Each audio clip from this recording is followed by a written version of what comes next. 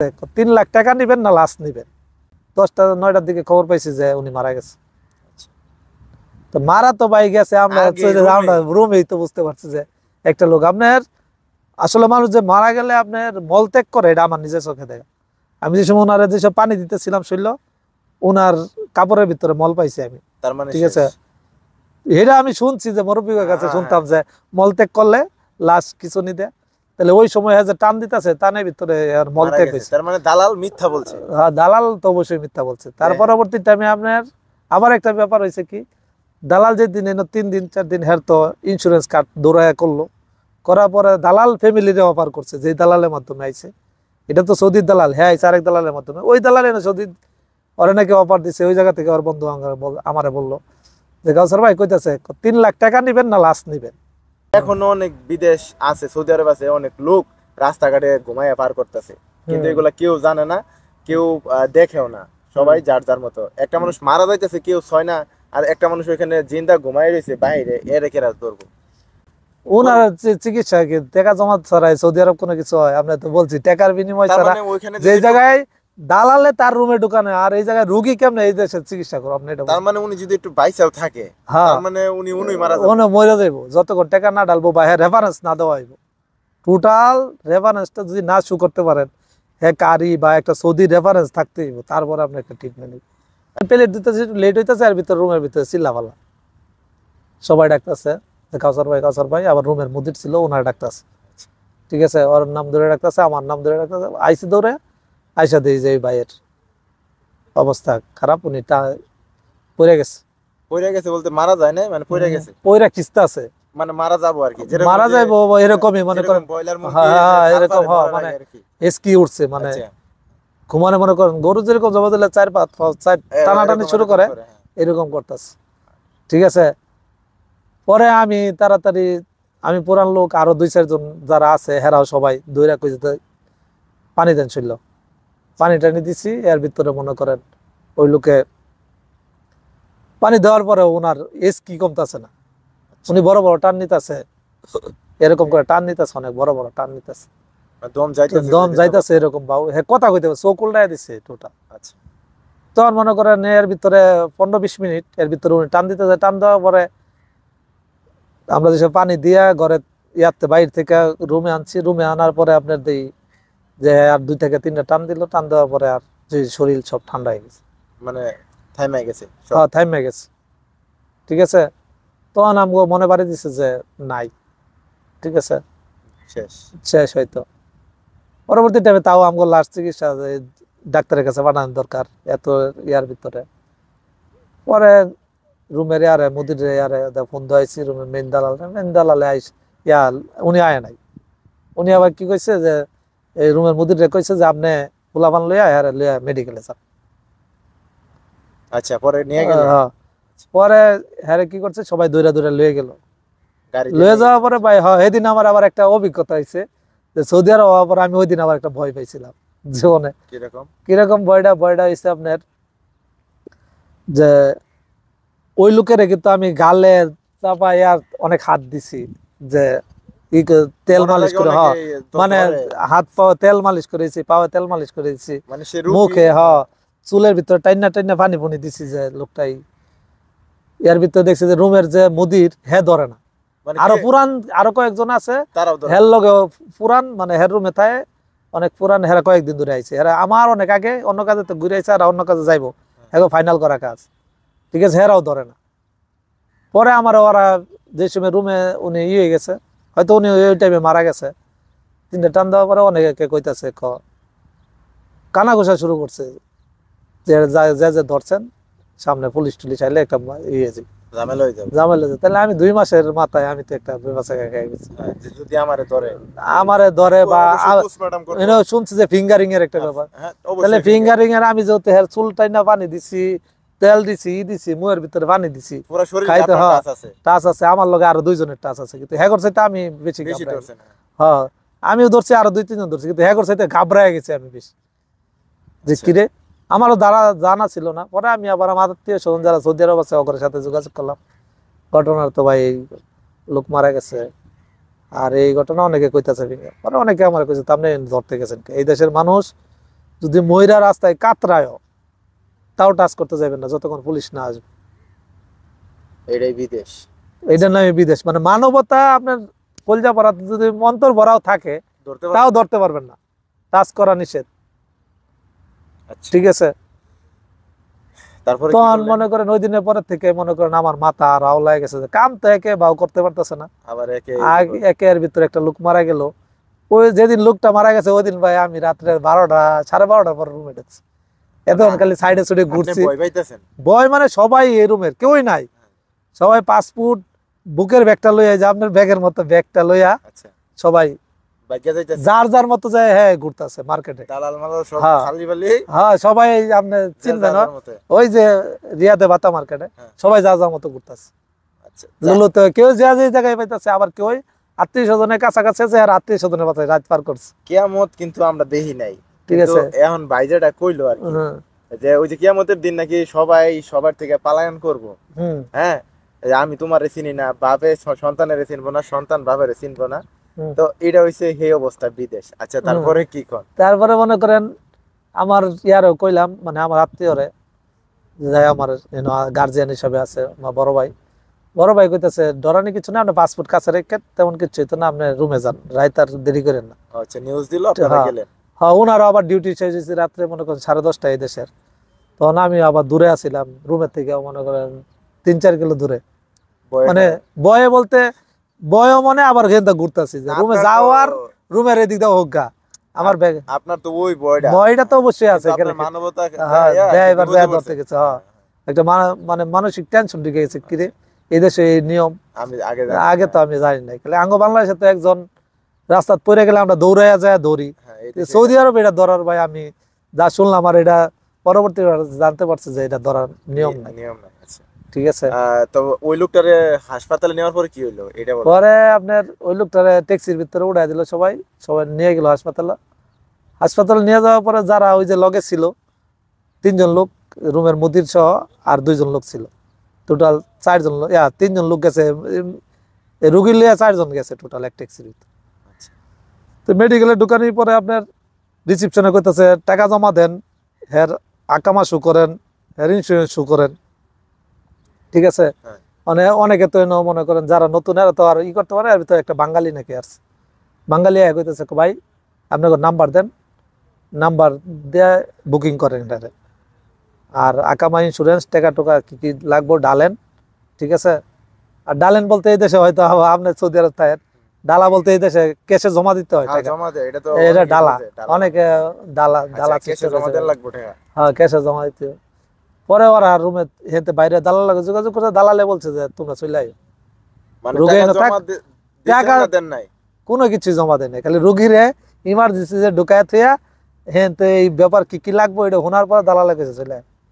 মানে আপনাদের দেওয়া শেষ, আপনারা হ্যাঁ পরে পরে আমি বুঝবো এটা। ওনারে কি টাকা জমা না দিলে কি চিকিৎসা করবো? ওনার চিকিৎসা কি টাকা জমা ছাড়াই সৌদি আরব কোনো কিছু হয়? আমরা তো বলছি টাকার বিনিময় ছাড়া, যে জায়গায় দালালে তার রুমে ঢুকানো, আর এই জায়গায় রুগী কেমনে এই দেশে চিকিৎসা করো আপনি এটা? তার মানে উনি যদি একটু বাইসাও থাকে, তার মানে উনি মরে যাইবো যতক্ষণ টাকা না ডালবো বা রেফারেন্স না দেওয়া হইব। টোটাল রেফারেন্সটা যদি না শু করতে পারেন, হ্যাঁ কারি বা একটা সৌদি রেফারেন্স থাকতে হইব, তারপরে আপনি একটা ট্রিটমেন্ট নিব। আচ্ছা, এখানে যে অনেকে বলে যে রাস্তায় পড়ে থাকে, আমি একটা কথা বলি, তখন যদি পুলিশে নেয় তাইলে একমাত্র চিকিৎসা করব, কিন্তু যদি এই যে আমাদের বাংলাদেশিরা নেয় তাহলে কিন্তু অবশ্যই টাকা জমা দিতে হইব। আচ্ছা, টাকা জমা দিতে হইব বা রেফারেন্স দিতে হইব, যে কার রেফারেন্স বা সৌদি বা বড় একজন কেউ, তারপরে রিসিভ করব, তারপরে হেরা রিসিভ করে কাজ শুরু করব, নালে কাজ শুরু করে না যেটা। তারপরে কি হলো? তারপরে মনে করেন পড়ছি পরে তো ওই দিন রাত্রে সারা দিন তো গেল, এটা মনে করেন দুপুর বেলা ঘটনা, সৌদি আরব 3টা বাজের ঘটনা ধরেন, আর দুপুরে এখন 2:30 3টার পরেই খাইতাম সবসময়, 12টা 1টা বাজে খানা বয়াইতো, 2 ঘন্টা লাগতো। আমরা কমি মাত্রা চাইলে আবার করছি, কমি মাত্রা চাই আপনি খাবার খাইতে হলে কিন্তু সিরিয়াল ধরে খাইতে হয়। এই দালালে করে এই জিনিসটা আমি পাইছি, সিরিয়ালে পাইছি একদিনের পরে একজন। হ্যাঁ, মানে জেলখানার মতো প্লেট লইয়া যে খাইবা লই যাইবা, পরে নিবা, একজন নিবা, একজন যাইবা। আচ্ছা, এইভাবে মানে প্লেট লইয়া খাড়া দিতে হইব, খাড়া যায় লইয়া যাইবা। আচ্ছা, এইভাবে কতদিন খাইছেন? এই আপনার 1 মাস 26 দিনের মতো খাইছি, মানে 2 মাস। আচ্ছা, তারপরে ঠিক আছে। আচ্ছা ভাই, বাংলাদেশের কোন জেলায় বাড়ি? আমার বাড়ি হচ্ছে ময়মনসিংহ জেলা, ত্রিশাল থানা, কাঁঠাল ইউনিয়ন। বাংলাদেশে কি করতেন, সৌদি আরবে কি করেন? বাংলাদেশে আমি ইয়াতে চাকরি করতাম, আপনার ডাইং ওয়াশিং ফ্যাক্টরিতে। আচ্ছা, ওই জায়গায় ইলেকট্রিশিয়ান সুপারভাইজার ছিলাম। সুপারভাইজার ছিলেন? সুপারভাইজার ছিলাম। তো এখানে কি করেন সৌদি আরব? সৌদি আরবে তো আসছিলাম ভাই, দালালের ভাবে কথা বলছিল যে ইলেকট্রিক কাজ আছে, ভালো স্যালারি, যে কাজ করতেন ওই কাজই করেন? ওই কাজই করবো। পরে ওরা আনার পরে আর ওই জায়গায় মিলে নাই, তারপরে আমার আত্মীয়ের কাছে চলে আসছে। দালাল ছেড়ে আই পড়ছে? দালাল ছেড়ে পড়ছে ওর ঘর, এই করে আমি এই জায়গায় আত্মীয়ের কাছে চলে আসছি। আচ্ছা, দালাল বাংলাদেশে কত ঘন্টা ডিউটি করতেন, এখানে কত ঘন্টা করেন বর্তমানে? বাংলাদেশে 12-13 ঘন্টায় ডিউটি ছিল। হ্যাঁ। ঠিক আছে, যেহেতু আমরা একটা স্টাফ লেভেলে এই জায়গায় চাকরি করতাম, এই জায়গায় 10 ঘন্টা 11 ঘন্টা পরে ওইখানে ওই কাছাকাছি আর সেম সেম। কিন্তু বাংলাদেশে আপনার ছিল যে 11-12 বছর চাকরি করছি, জীবনে অর্ধেক লাইফ নাইটে গেছে আর অর্ধেক লাইফ আপনার দিনে গেছে। বাংলাদেশে যে কয় বছর কাজ করছেন, হ্যাঁ, উন্নত কিছু করছেন নাকি? তেমন কিছু উন্নত করতে পারে না, খায়া খুয়া সমান। আচ্ছা, এখন যে অবস্থায় আছেন সৌদি আরবে কেমন আছেন, ভালো আছেন? আছি আলহামদুলিল্লাহ, মোটামুটি ভালো। বাংলাদেশ থেকে ভালো হয়েছে? বাংলাদেশ থেকে না ভালো হইলেও এখন আইছে, হয়তো কিছু মাইনা নিতে হইব। হ্যাঁ, কিছু করা সম্ভব। আচ্ছা, সৌদি আরবে আসছেন আপনি, এখন কি কাজ করতেছেন, কিসে? আমি আছি আপনার ইয়াতে কার্পেট কোম্পানিতে, কার্পেটের দোকানে। হ্যাঁ, কার্পেটের দোকানে ওই জায়গায় আছি। ওই জায়গায় আপনার কার্পেট ওই যে বিক্রি হওয়ার পর আমরা যাই ফিটিং করে দিয়ে আসছি। আপনার কইছে ফ্লোরে, হ্যাঁ, বিছায় দেওয়া, লাগায় দেওয়া, ফিটিং করে। আচ্ছা, এরাম তো জানি যে মাঝে মাঝে হাদিয়াও মিলে, জানি না মিলে কিনা, কারণ মাঝে মাঝে মিলে, আর নাইলে পানি দিয়া শুকরার করে ছাইরা দেয়। আচ্ছা, তো বাংলাদেশ থেকে যারা এই কাজে আসতে চায় তাদের কি বলবেন, আসুক না না আসুক? না, আসুক। যারা মনে করেন একটা লেভেলে আছে, ওরা ওই জায়গা থেকে না আসাটাই ভালো। যারা বাংলাদেশে, যেরকম আপনি একটা লেভেল ছাইরে আসছেন, যেটা আমি একটা লেভেল ছেড়ে আসছি, হয়তো আরো ভালো ছিল। আচ্ছা, ঠিক আছে, হয়তো ভালো, কিন্তু আমারও কিছু বোকামি ছিল। প্লাস হইছে তার জীবনের স্বপ্ন ছিল যে প্রবাস যাবো, প্রবাস আইসা তো প্রবাসে আছি এখন, এই অবস্থা। আচ্ছা, এখন যে অবস্থায় আছেন, আগের অবস্থা বলি না, শুরুর অবস্থা কিরকম ছিল? যদি এই অবস্থা জানতেন সৌদি আরবের, তাহলে কি আসতেন না আসতেন না? শুরুর অবস্থা ভাই, সৌদি আরব পাড়া দেওয়ার পরে যেদিন মনে করেন আসমানের দিক তাকাইছি, ওই দিনই রোদ, মানে যেটা আমি কল্পনা করতে পারি নাই। ঠিক আছে, তারপরে থেকে এই রোদের জীবন শুরু হয়েছে। আচ্ছা, বাংলাদেশ থেকে কিরকম কল্পনা করছিলেন সৌদি আরব, আর বাস্তবে কিবা দেখলেন?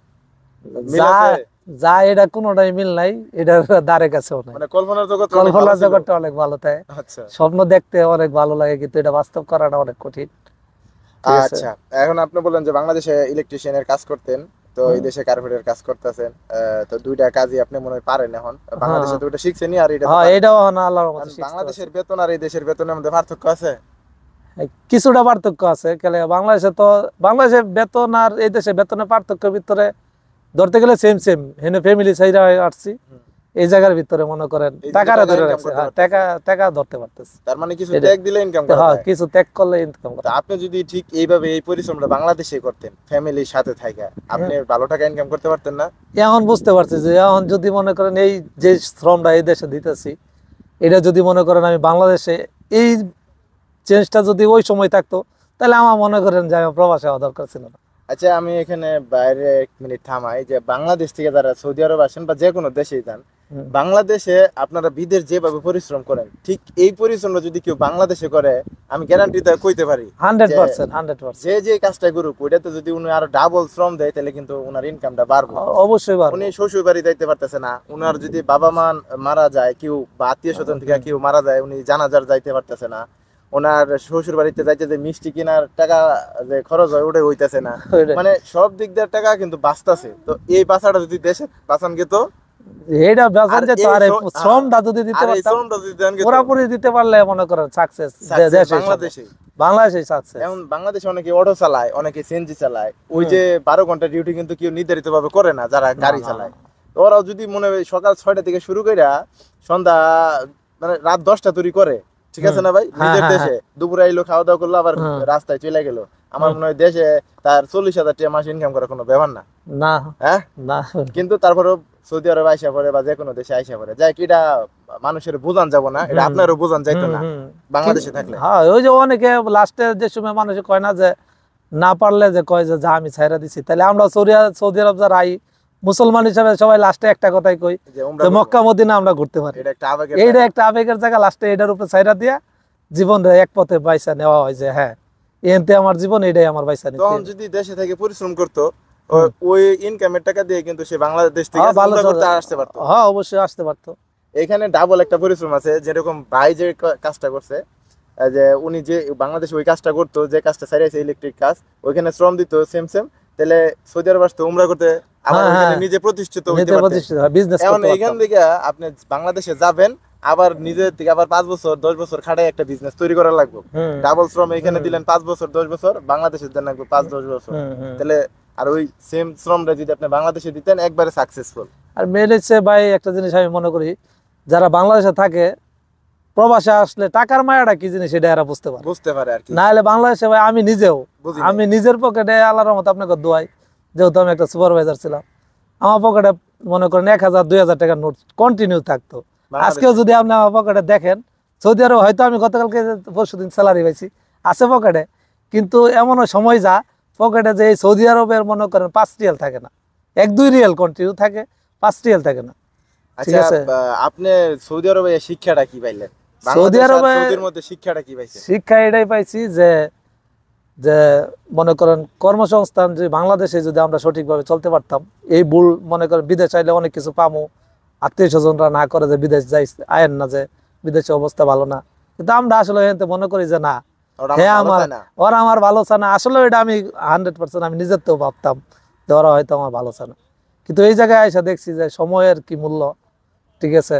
প্লাস হয়েছে আপনার ঘুম ঠিক মতো নেই, খাওয়া দাওয়ার তো মনে করেন হয়েছে মাশাল্লাহ, ঠিক আছে, নাই। এই সপ্তাহে একটা দিন হয়তো আমার ছুটি আছে, হয়তো অনেকের ছুটি নাই, ঠিক আছে, তাহলে এই সপ্তাহে একটা দিন তাও ছুটি পাই, ঘুমের তো উঠতে উঠতে ঘুমের তো ওইটা দিয়ে যে জুমার নামাজ খারাপ গেছে, হ্যাঁ জুমার নামাজ পড়া যায়, খাওয়া দাওয়া করতে করতে এই দেশের যে তাপ, বাইরে মন চায় না, ঠিক আছে, যাও একটু বিকালবেলা একটু বাইর হই, এই সময় একটু মার্কেট করলে এই বাজার এক সপ্তাহ লেগে আবার লয়ে যায়, আবার হাঁটাইতে হয় এক সপ্তাহ লেগে বন্ধু। আচ্ছা, আপনি শুরুতে বলছিলেন যে আপনি দালালের কাছে ছিলেন, তো আপনারা কতজন ছিলেন? ওই শুরুর গল্পটা আমি শুনতে চাই। হ্যাঁ ভাই, আমি আসছি আপনার সৌদি আরবে পাড়া দিছি আপনার 2024-এর জানুয়ারির 11 তারিখ, ঠিক আছে, অল্প দিনেই, মানে আমার বেশি দিন নয় না, 1.5 বছর পার হইতেছে। 11 তারিখে ঢোকার পরে মনে করেন ওই জায়গায় ছিলাম, দালালে করেছিলাম আপনার 2 মাসের মতো, 1 মাস 26-27 দিন ছিলাম ওই জায়গায়। তাহলে 26-27 দিন থাকার পরে মনে করেন দালালরা যেভাবে আমার বাইরে ইয়ার থেকে বইলা নিয়ে আসে, এর ধারে কাছে আমি পাই নাই, কেন যেহেতু আমি আমার আত্মীয়র কাছে চলে যাওয়া লাগছে, তাহলে অবশ্যই এর ভিতরে অনেক কাহিনী আছে। দালালের কাছে গেছি, দালালে সবাই কফি শপ এটা অনেক জায়গায় পাড়া, ঠিক আছে, বইলা আনছে কফি শপ, কিন্তু কফি শপে চাকরি দিতে পারে না, মিলে কেউ ওটা মিলে না, আবার কেউ ওই জায়গার ভিতরে যায় ডিউটি অনেক লং টাইম দেখে চলে আয় দালালে করে, আসার পরেও মনে করেন আবার দালালে অনেক রকম সিন্ডিকেট, ঠিক আছে, কিরকম সিন্ডিকেট? দালালে করে মনে করেন সিন্ডিকেট আপনার এরকম সিন্ডিকেট যে কোনো জায়গায় কাজে দিছে, কাজে দেওয়ার পরে ওই যার মাধ্যমে আইছে দালাল, তো মেইন দালালের মাধ্যমে তো সবাই আসে না, সবাই সাব দালালের মাধ্যমে, আত্মীয় স্বজনের মাধ্যমে, ওর লগে ওই গানের করার পরে আপনি ওই বলে যে তুই জায়গা দালালে কর। আবার অনেকে চিন্তা করে যে না, আত্মীয় না বললেও হারা দালালে করে আবার চলে আয়, দালালে করে চলে আইলে মনে করেন দালালের দরজা টোটালি বন্ধ, যতক্ষণ হ্যাঁ যার মাধ্যমে আইছে ওর লগে ওই মেন দালালের ডিল না আইব ততক্ষণই হইতো না। ডিল তো আবার আপনার মনে করেন কোনো কিছু বিনিময় ছাড়া, সৌদি আরব কোনো কিছু বিনিময় ছাড়া কেউ কাজ পায় না, কোনো কিছুই হয় না, ঠিক আছে। হয়তো আপনার ভিডিও তো মনে করেন আমি হয়তো না কার ভিডিওতে আমি দেখছিলাম যে বাবা ছেলের আলাদা করে দিয়েছিল, হয়তো আপনার ভিডিওর ভিতরে দেখছিলাম, দেখছিলাম যে ছেলে রান্না বান্না করে না দেখে তার বাপ তার আলাদা করে দিছে যে হ্যাঁ আইসা সবসময় মোবাইল চাপে, বাপে লাস্টে হ্যাঁ বলে দিছে যে তুমি আলাদা খাও, আলাদা হয়ে যাও পরে আলাদা যাও। তাহলে এই দেশটা এরকমই দেশ, বাপে যেহেতু বলে আলাদা করে দিছে, দালাল মেন জিনিসটা হয়েছে কি, তাহলে এইটা হচ্ছে এরকম। দালালে ঘরে ছিলাম, দালালে ঘরে যারা ফিরে আসতো তাদেরকে ঢুকাইতে গেলে ওর একটা বিনিময় থাকতো, একটা চুক্তি থাকতো, ওই বলতো আমার এই খরচ সব খরচ মিটানোর পরে হয়তো দালালে টাকা দিত। এমনও লোক দেখছি কাজ করতে পারেন নাই, রিটার্ন আসছে, দালালে দরজা খুলবে না, ঢুকবার দিত না, আবার টাকা দিব, আবার খুলবো, যারা টাকা দিতে যদি একদিন 2 দিনে আপনার লেট হয়, হ্যাঁ। একদিন 2 দিনে এর বাইরে তার লাকিস লুকিস সব বাইরে থাকবে। এই পর্যন্ত এর লাকিসটাও ঢুকায় রাখবার দিত না যে তুই মানে তো লাকিসটা বারান্দায় থাক, তুই বারান্দায় না, মানে ঘরের বারান্দা না তো, মানে মেন বাইরে গল্লিটা থাক, গলিতে থাক। বাইরে থাক, হ্যাঁ। কিন্তু টাকা তুই দিবি, রুমে ঢুকবি। রুমে ঢুকবি, কিন্তু এর ব্যাগটাও যে রাখ, আচ্ছা ব্যাগটা রাখেন আমি বাইরে থাই, এই জিনিসটা হারা দেয় না। তখন এই বিনিময় একটা একটা কিছু হওয়ার পরে আপনার হয়তো কেউ লগে 1000 কন্ট্রাক্ট, সৌদি আরবের যেভাবে যার লগে 500 1000 500 নিচে তো কোনো কন্ট্রাক্টই না। হ্যাঁ, এইভাবে করার পরে আবার করে, আবার দালালে করে। আপনার লাস্ট একটা কথা আমার সবচেয়ে কষ্ট লাগছে, দালালের যে মেন মুদির থাকে রুমের ভিতরে, ওই বলছিল যে তুই যে 500 দেশ, 500তে তুই 200 সারা মাসে তুই খাওয়া শেষ করতে পারস না, দালালে করে। দালালে করে আসলে বাস্তব কথা, কেন 200 টাকা খাইতে পারে না, কারণ হচ্ছে দালালে করে আপনার এই দেশের মনে হয় যে বাংলাদেশের ইয়ারা আছে, যে আপনার আছে না জিঙ্গার মতো জাতীয়, যে এই দেশে কেউ চাক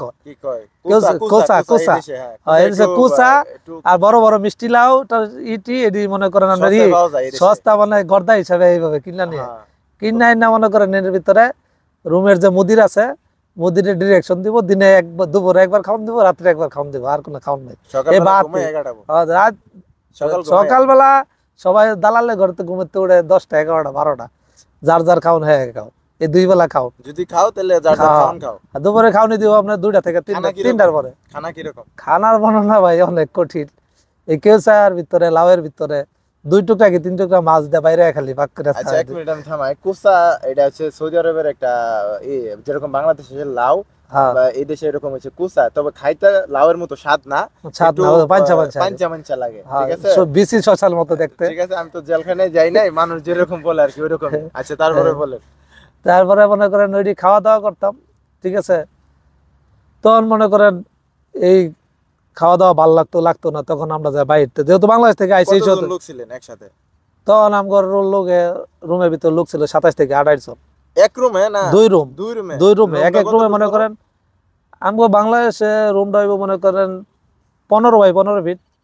15 বাই 15 ফিট? হ্যাঁ 15 ফিট বাই 15 ফিট, পাশে লম্বায় আর পাশে। তাহলে তো বেশি একটা বড় না, খালি কোন রকম জেলখানার মতো খালি সিট ফালানো আর বালিশ ফালানো, সিট না মানে একটা কম্বল ফালানো কার্পেটের উপরে, কার্পেটের উপরে খালি একটা কম্বল ফালানো, পাবলিক বেড। হ্যাঁ কম্বল ফালানো আর একটা আর এই দেশে তো প্রত্যেকটা তো হসপিটালে ভালো থাকে, হসপিটালে অনেক সিট পাওয়া যায়, অনেক সুন্দর। আচ্ছা তারপরে ওই জায়গার ভিতরে দালালে ঘরে আমার একটা সবচেয়ে বড় অভিজ্ঞতা হয়েছে আপনার, যে আমার রুমের ভিতরে একজন লোক মারা গেছিল আমার বরাবর। ওই রুমে একটা লোক মারা গেছিল আমাদের রুমের ভিতরে, তখনই আমার মনটা আরো বেশি ভেঙে গেছে। তার কি হয়েছিল একটু বলেন। ওই ভাই ওর বাড়ি ছিল আপনি হবিগঞ্জ, ওই থাকতো আপনার ঢাকা, পুরান ঢাকা ওইদিকে, ঠিক আছে। ওই সৌদি আরব আইব কিভাবে আসছে এটা আমি জানি না, কিন্তু ওর সাথে আমার সৌদি আরব আসার কোনো 12-13 দিনের মাথায় ওই লোকটা মারা গেছে। 12 দিন মানে সৌদি আরব ঢুকার পরে এর 12 দিনের ভিতরে খালি আকামা কার্ডটা বাইরেছে, এর মনে হয় 4 দিন থেকে 5 দিন পরে মারা গেছে। আকামা কার্ড বলতে যে 3 মাসের একটা যে আকামা দেয়। উনি আসছিল কতদিন? 3 মাস? 3 মাস না, উনি 14 দিনের মাথায় মারা গেছে। বাংলাদেশে 14 দিন ভাড়া দিছে, ভারতে 14 দিনের মাথায় মারা গেছে। মানে কেমনে কি মারা গেল? মানে সে অসুস্থ ছিল না কি রকম? না ওই লোকটা আসছে, ওর বয়সটা ছিল আপনি মনে করেন ইয়ার উপরে 40-এর উপরে, 40-এর উপরে, 40-এর উপরে ওর ফ্যামিলি ছিল, ঠিক আছে। ওর একটা ছেলে ছিল, মানে আমরা যা ছবিতে দেখাইছিল যে ওর একটা ছেলে ক্লাস মানে 7 না 8-এ পড়ে, আর একটা মেয়ে ছিল, মেয়ের হয়তো বিয়ে দিছে, একটা নাতি আছে খালি। ওর সাথে দেখতাম কথা কইতো ভিডিও কলে, ঠিক আছে। ওই আসার পরে মনে করেন 14-15 দিনে দেখছে যে দালালে করে অনেক লোক আইসা মনে করেন একটা অন্য জগতের লোক ছিল হয়তো ওই যে বাংলাদেশে, ঠিক আছে। মানে অন্য মানে জগৎ বলতে তো বুঝেনি যে নেশার জগৎ না, মানে স্মাগলিং এর জগতের টাইপের লোক ছিল। মানে যে কোনো কারণবশত বাংলাদেশ ত্যাগ করছে ভাই, ভালো হইতে চাইছে বা কোনো কিছু এরকম আর আমরা, ঠিক আছে। স্ট্রোক করছে কি মনে হয় এরকমই যে আপনার ঘটনা রয়েছে। ওই আসার পরে 2-3 দিন দেখি যে ওই মাঝে মাঝে খাইতে বললে বা করতে বললে হ্যাঁ ও তো বুক ব্যথা করে, বুকে চাপ দেয়া পরে হ্যাঁ সোজা টুজা মনে করেন আবার বৈশা যাইতো, বৈশা আবার কিছুক্ষণ পর আবার ঠিক। আচ্ছা ঠিক আছে, একটু রেস্ট করলে আবার ঠিক হইতো। আবার রেস্ট করলে ঠিক হইতো। তার মানে বুকে ব্যথা ছিল। বুকে একটা ব্যথা ছিল, মানে এই তার মৃত্যু আর মানে 3-4 দিন আগের থেকে এই ব্যথাটা হয়তো শুরু হয়েছে। ওই এই দিনতে আমি দেখতাম, মানে আমার পাশাপাশি আমি ওই দিক মাথা দিয়ে হইতাম, ঠিক আছে, আমি সৌদি আরবে মনে করেন উত্তরে মাথা দিতাম আর হয় দক্ষিণে মাথা দিত, কিন্তু পাও দুইজনের এক সমান বরাবর থাকতো, মানে দুইজনের প্রায় একসাথে থাকতো এরকম। একসাথে মানে মুখোমুখি থাকতো। তার মানে আনে কি গোলাকারে গোলাকার না, চার আকার, চার আকারে হ্যাঁ ঘুমাইতেন, হ্যাঁ, হ্যাঁ? 4 আকারে না, 2 আকারে ঘুমাইতাম দুই আকারে, রুমটার বুঝতে ভিতরে। পারছি, হ্যাঁ, আবার যে বেশি লুক হয়ে যেত তাহলে পাওয়ার মাঝখানটা যে যাতায়াতের রাস্তা ছিল হেনো মানুষ থাকতো, বেশি লুক হইলে। বেশি লুক হইলে হ্যাঁ করে হেনো চিন্তা দিত, ঠিক আছে। গল্পটা কি তা কইতাম এখন না, আমার মুখের ভাষা নাই। আচ্ছা তারপরে বলেন। তারপরে আপনার ওই লোকের সাথে যেদিন উনি মারা যায় ওই দিনের বর্ণনাটা দিই, হয়তো উনি এত লোক দেখা ওনারা 2 দিন ওনার রেডি করা হয়েছে যে কাজের দিয়ে পাঠায় দেওয়া হয়। 2 দিনই বলছে যে ওই রুমের দালাল যারা আছে ওরা বলছে যে গাড়ি রাত্রি আসতে তুমি যাইবা কাজে সকাল, তাহলে রেডি টেডি হয়ে বয়ে থেকে ওরা যাইতে পারে না, ঠিক আছে। ওর আবার ইচ্ছা ছিল, যেটা আমি ওর নিজের মুখে শুনছি বাস্তবে, যে অগরে কাজে পাঠানোর কথা ছিল জেদ্দা। ওরও ইচ্ছা আছে যে জেদ্দা পাঠাইলে হ্যাঁ ওই জায়গায়। আর জেদ্দা যে কাজটা ছিল ওই কাজটা ছিল আপনার হাট। কিরকম হাট মানে কি কাজটা ছিল? জেদ্দা যে কাজটা ছিল আপনার, জেদ্দা কাজটা ছিল আপনার সোলারের কাজ, সোলার প্রজেক্ট করতে হয় সৌদি সরকারের, প্যানেল লাগানি। সৌদি সরকারে আপনার নতুন যে 2030-এর একটা প্রজেক্ট ঘোষণা, ভীষণ হাতে নিছে। হ্যাঁ, ওই জায়গায় জেদ্দার ভিতরে একটা কার্বন মুক্ত করতে চাইছেন, কার্বন মুক্ত মানে ইলেকট্রিক মুক্ত একটা শহর করতেছে। এটা ইলেকট্রিক থাকতো না, মানে সোলারের মাধ্যমে উৎপাদন করবো, রোদের মাধ্যমে সোলার নিব, এই সোলারের মাধ্যমে। এই যে এটা উদাহরণ মনে করেন একটা সোলার আছে আপনার, একটা বাতির নিচ্ছে যেরকম সোলারের প্লেট, তাহলে এইগুলা মনে করেন মরুভূমির মাঝখানে হাজার হাজার প্যানেল করবো, প্যানেলের থেকে বিদ্যুৎ একটা রুমে নিব, এই রুমের থেকে ওরা সাপ্লাই ওই প্রজেক্টে পাঠাবো। হ্যাঁ, এই প্রজেক্টে পাঠাইতে। তাহলে ওই সময় কাজ ছিল যে ওই জায়গার ভিতরে তোমরা যাইবা। আমারও বলছিল একটা দালালে বলছিল যে ইলেকট্রিক কাজ আছে, তাহলে এইদিকে চলে যেতে পারেন।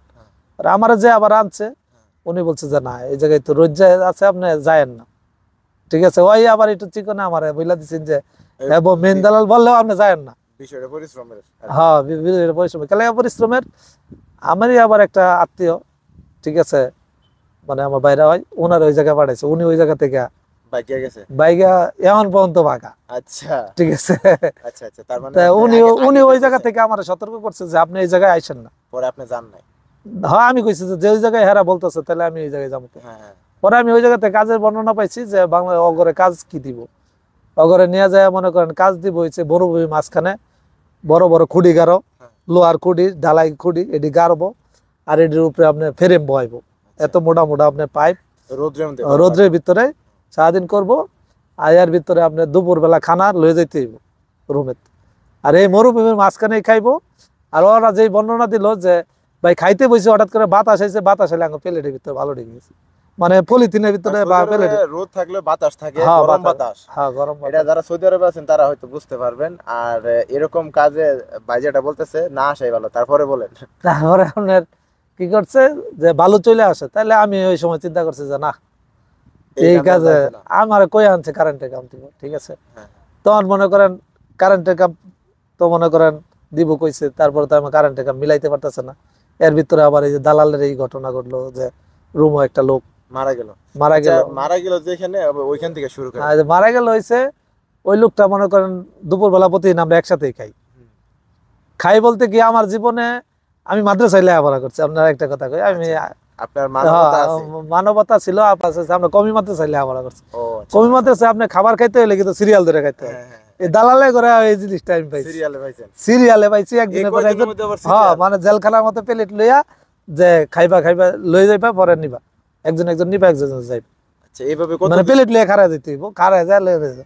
আচ্ছা, এইভাবে কতদিন খাইছেন? এই আপনার 1 মাস 26 দিনের মতো খাইছি, মানে 2 মাস। আচ্ছা, তারপরে ঠিক আছে। পরে মনে করেন ওই লোকের 3 দিন ধরে ব্যথা এরকম হালকা দেখানোর পরে যেদিন মনে করেন 4 নাম্বার দিন, ওই দিন আমরা দুপুরে একসাথে খাইতেছি। আবার আমরা দালালে করে যে খাবার দিতাম না, মনে বর্ণনা তো দিলামই, ও বর্ণনার ভিতরে আঙ্গুর কাছে খাবার তো আমার মজা লাগতো না। আমরা আবার সবাই কি করতাম, কিছু মনে করেন 1 রিয়াল 2 রিয়াল তুইলা মসজিদে, এই যে সৌদি আরব তো মসজিদের সামনে মাল বেচে, শসা বেচে, টমেটো বেচে, তাহলে আমরা শসা টমেটো নিয়ে আসছি।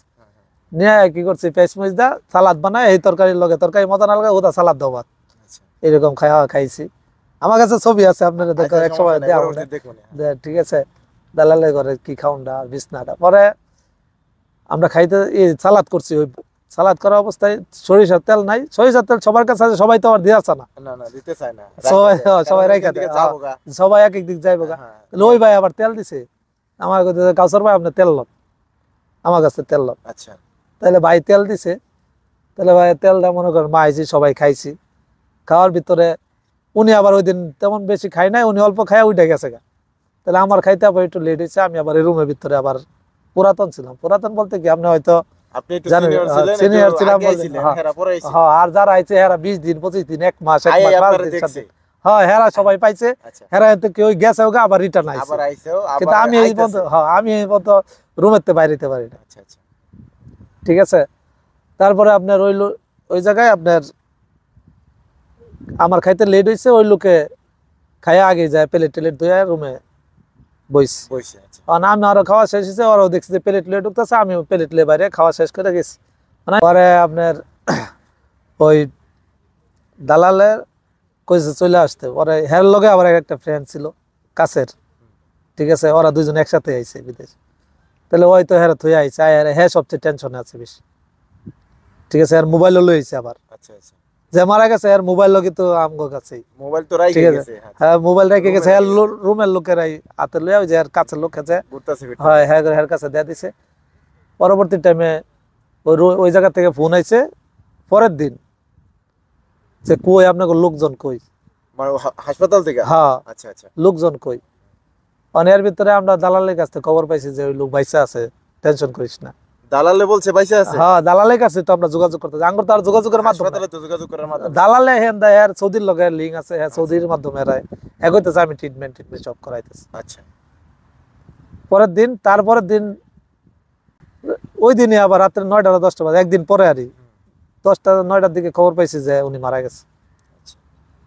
তো মারা তো ভাই গেছে, আমরা আগে রুমে? আমরা রুমেই তো বুঝতে পারছি যে একটা লোক আপনার আসলে মানুষ যে মারা গেলে আপনার মল ত্যাগ করে, এটা আমার নিজের চোখে দেখা। আমি যে সময় ওনারে যেসব পানি দিতেছিলাম শৈল, ওনার কাপড়ের ভিতরে মল পাইছি আমি, তার মানে ঠিক আছে। শেষ।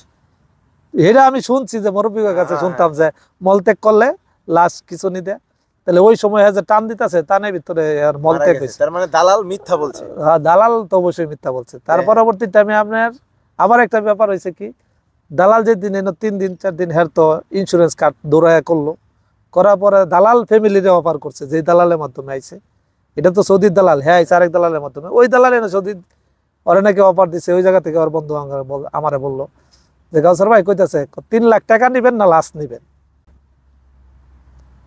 মানে এ মারা গেছে, হ্যাঁ মারা গেছে, দালাল রে হ্যাঁ দালালের তো আবার টাকা দেন লাগবে, হ্যাঁ। দালালের তো টাকা দেন লাগবে। হ্যাঁ দালালের টাকা বলতে কি কাজও 4 দিতে লাখ পারে কাজ নাই। দিতে পারে নাই, হ্যাঁ ঠিক আছে, আবার লাশও দিতে হইব, সবই তো দালালেরই দিতে হইব। হ্যাঁ হ্যাঁ মানে এই মুহূর্তে যে মারা গেছে ওর আবার বলছিলাম তো ওই অন্য জগতের মনে হয় মানুষ, হ্যাঁ হ্যাঁ আচ্ছা যাই। ঠিক আছে, ওর আবার এই এলাকায় একটু পাওয়ার আছে, মোটামুটি পাওয়ার ওই আছে, এলাকায় হ্যাঁ। হ্যাঁ পুরান ঢাকায়।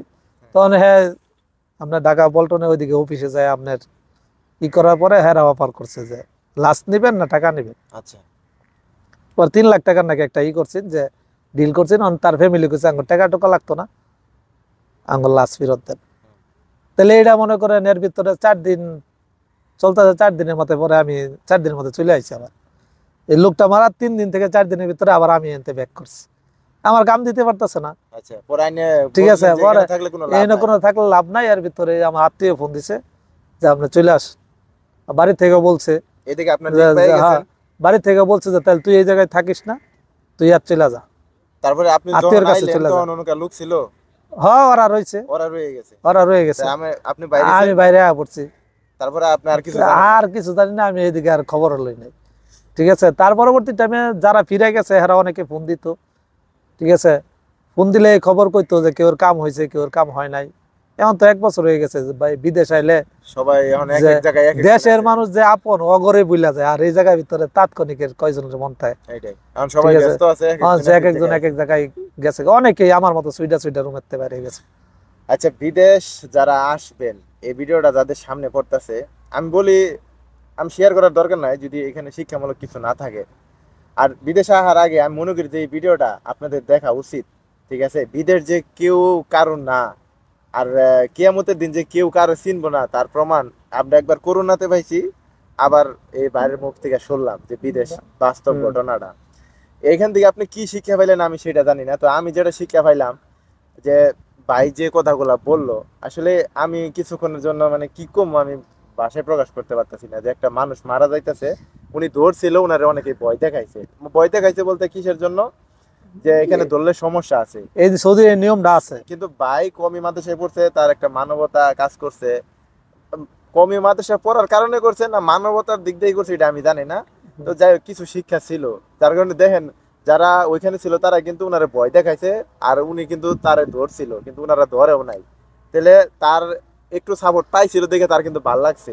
মৃত্যুর আগে হয়তো বা এতটুকু তার সাপোর্টটা দিছে, কিন্তু ওইখানে যদি ওই ভাই না থাকতো তাহলে কিন্তু তার জীবনটা অনেক আগেই হয়তো আরো চলে যাওয়ার সম্ভাবনা ছিল। এটা আল্লাহ জানে, আল্লাহ এটা তো জানে, হয়, ঠিক এটাই আছে? কিন্তু একটা হয়তো। মানুষের একটু কথাবার্তা বলবো, একটা মানুষ তো আর একলা চলতে পারে না। না না, একলা মানুষ একলা চলতে পারে না। কিন্তু ওই যে দেখেন মরার পরে উনারে ভয় দেখাইছে।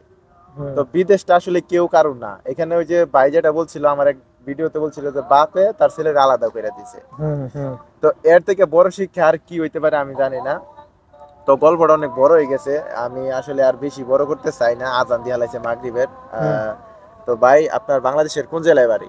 আমার ময়মনসিংহ জেলায় বাড়ি, থানা ত্রিশাল। আচ্ছা, আর ইউনিয়ন হইছে আমার কাঁঠাল। তো ময়মনসিংহ জেলার বাইরে থেকে অনেক বাস্তব অভিজ্ঞতা সম্পর্কে অনেক কিছুই জানলাম বিদেশের, যেগুলো আমিও জানতাম না, আজকে সেটাও জানলাম। তো আমার কথা হচ্ছে, আপনারা যারা ভিডিওটা শেষ পর্যন্ত দেখলেন তারা একটু যদি ওকে লেখেন, আমি বুঝতে পারবো যে ভিডিওটা শেষ পর্যন্ত দেখছেন। আর ভিডিওটা একটু শেয়ার করে দিবেন, আরেকজন প্রবাসীকে দেখার সুযোগ করে দিবেন, আরেকটা বাংলাদেশিকে দেখার সুযোগ করে দিবেন, যাতে সবাই একটু সতর্ক থাকে। আর এই যে দালালের যে ব্যাপারটা, এটা থেকে সবাই যেন একটু সাবধানে থাকে। দালাল ধরে আঙ্গ বিদেশে আসা লাগবে, আত্মীয় ঘনিষ্ঠ আত্মীয়র মাধ্যমে আসেন, কাজ কনফার্ম করে আসেন। এই যে আর ফ্রি বিষয় সচরাচর না জানি না বুঝে আয়েন না। কাজ শিখা ফ্রি ভিসাতে আসেন, ভাষা না শিখলে চলবো, আপনি কাজ পাবেন হয়তো কোনো একদিন। ফ্রি ভিসাতে আসলে লিংক ধরে আসতে হইব, লিংক ধরে আসতে হবে। আচ্ছা ভাই, সৌদি আরবে আপনি যে কয় বছর যাবত আছেন, কোন কোন কাজের চাহিদা বেশি আপনার জানা মতে? সৌদি আরবের ভিতরে সব কাজের ভিতরে আমার কাজ তো আমি পাইলাম না, তাহলে আমি তো বর্ণনা দিতে পারবো না। হ্যাঁ, শুনি যে সবার কাছ থেকে, এগোর কাছ থেকে, যে সময় মনে করেন আমি লোকের মাধ্যমে যোগাযোগ করছি যে আমি তো কাজ জানি, তাহলে কাজ জানার পরে সর্বপ্রথম আমার সবাই একটা প্রশ্নই করছে, আকামা আছে? আকামা থাকলে আসেন, না থাকলে আইসেন না, না থাকলে কাজ নাই। প্রথমত আপনার একটা কোম্পানিতে ঢুকতে গেলে 6 মাস, 3 মাসের সর্বনিম্ন 3 মাসের একটা আকামা শু করতে হবে। 3 মাসের কি দালালটা দিছে এই আকামা না, আপনি 1 বছরের আকামা 3 মাস মেয়াদ আছে, ওইটার ভিতরে নিতে পারে, ঠিক আছে? আর এমনি অন্যান্য দালালের মাধ্যমে শুনতে পারছি, যেহেতু আমি ইলেকট্রিক লাইনের অনেক যোগাযোগ করছি অনেক জায়গায়, ওরা বলছে যে হ্যাঁ আপনি আসতে পারেন, আকামা ছাড়াও আপনার চাকরি আছে ইলেকট্রিক্যালে, প্লাম্বারে, আপনি ওয়েল্ডিং এ, ঠিক আছে, রাজের কাজ, মানে ইয়াতে এইগুলা এটা পরিশ্রমের কাজ, তো এইগুলার ভিতরে চাহিদা বেশি। আচ্ছা, তো ভিডিওটা শেষ পর্যন্ত যারা দেখছেন তাদেরকে অসংখ্য ধন্যবাদ। আর যারা দেশ বা বিদেশ থেকে যেখান থেকে দেখছেন অবশ্যই একটু আপনারা মন্তব্য করবেন। ভিডিওটা শেষ দিতেছি, ভিডিওটা অনেক লম্বা হয়ে গেছে। ভাই আপনাকে অসংখ্য ধন্যবাদ। আমি আপনার অনেক ভাই দেখি ফেসবুকে, এই মাধ্যমে ভাইয়ের সাথে হঠাৎ দেখা হলো, খারাপ হয়ে গেছে ভাই আপনার গল্পটা শুনে। হ্যাঁ ভাই, এটা বাস্তব। ভিডিওটা যারা দেখলেন, আমি মনে করি যে আরো একবার দেখেন, বিদেশ আসার আগে আরো একবার ভাববেন যে বিদেশ আসবেন কি আসবেন না, ঠিক আছে? এখন বর্তমানে আর যারা আইসা পড়ছেন তারা তো আলহামদুলিল্লাহ আইসাই পড়ছেন। এখনো অনেক বিদেশ আছে, সৌদি আরব আছে, অনেক লোক রাস্তাঘাটে ঘুমাইয়া পার করতেছে, কিন্তু এগুলা কেউ জানে না, কেউ দেখেও না, সবাই যার যার মতো। একটা মানুষ মারা যাইতেছে, কেউ ছয় না, আর একটা মানুষ ওইখানে জিন্দা ঘুমাই রয়েছে বাইরে, এর কেরা ধরবো? তো জানি না কি শিক্ষা দিতে পারছি আপনাদের, বা কি শিক্ষা আমি নিতে পারছি। আমার যতটুকু শিক্ষা নেওয়ার, আমি আলহামদুলিল্লাহ ভাইয়ের কাছ থেকে আমার গল্পটা শুনে আমার যতটুকু শিক্ষা পাওয়ার আমি পেয়ে গেছি। তো সবাইকে অসংখ্য ধন্যবাদ। আসসালামু আলাইকুম ওয়া রাহমাতুল্লাহ। ভালো থাকবেন, সুস্থ থাকবেন, নিজেদের খেয়াল রাখবেন।